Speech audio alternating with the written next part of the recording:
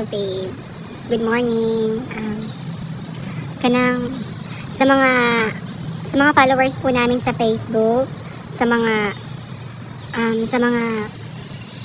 sumusuporta po sa amin sa Facebook, sa mga followers namin, sa mga nagtataka kung asa na yung account namin, bakit hindi kami ma-search, bakit wala na kaming account sa Facebook. Pati kay Lavaboy account, walang account ni Lavaboy. Pati yung page namin, nawala ang account ni Lavaboy, nawala ang page namin, nawala ang profile account ko, nawala rin yung mga pages namin. Mga kalaba babe, may mga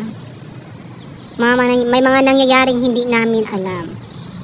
May mga taong ano tawagin na? Mga taong hindi nila gustong gawin ko, ginusto nila. Pero hindi ko yan tawag, mga coincidence? Yeah, instances na hindi natin ma-anticipate. Wala po tayo. Nandito po kami ngayon sa simbahan. Yan. Nagdarasal po kami dito kasi nagtataka kami kung sino yung mga taong nagpapa-shutdown ng aming Facebook account, pages, at saka bakit sabay-sabay lahat na shutdown yung account namin.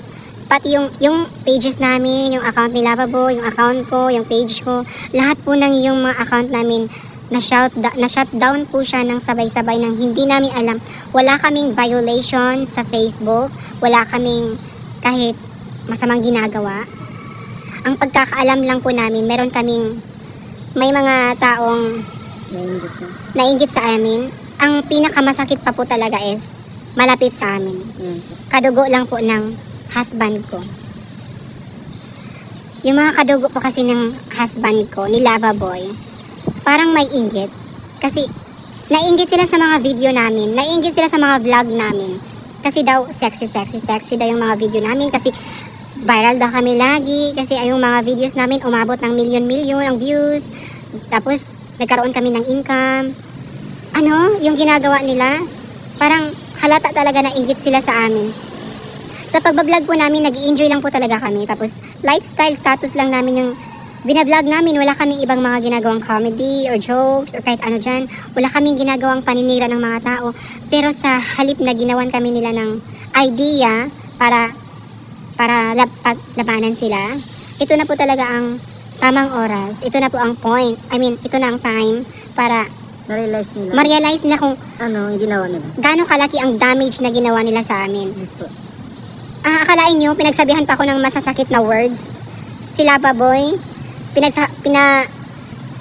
pinagsasabihan pa ako ng mga words na hindi kaya-aya, nakakasakit ng aking emotion, naka-intro ng aking identity. Then, ang sa totoo lang po, wala kaming ibang masamang ginawa. Biglaan lang yung pagkagalit nila sa amin. Yung bigla-bigla na lang, bakit ganun? Ang saya pa namin. Tapos, bakit dumaan pa kami sa ganitong sitwasyon?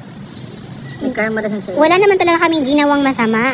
Wala kaming nilait-lait na tao. Wala kaming kinalaban. Malinis ang konsensya namin. Pero anong ginawa nila? Sobrang damage. Nawala yung pages namin, mga accounts namin. Then, alam mo na kung sino yung mga kumakalaban sa amin. Yung pamilya niya. Yan. Yung family niya po. Alam niyo naman kung sino si Lavaboy. Yung family niya po, yung kumukontra sa amin. Ewan ko bakit pina-shutdown nila yung aming account. Natatakot siguro baka siraan.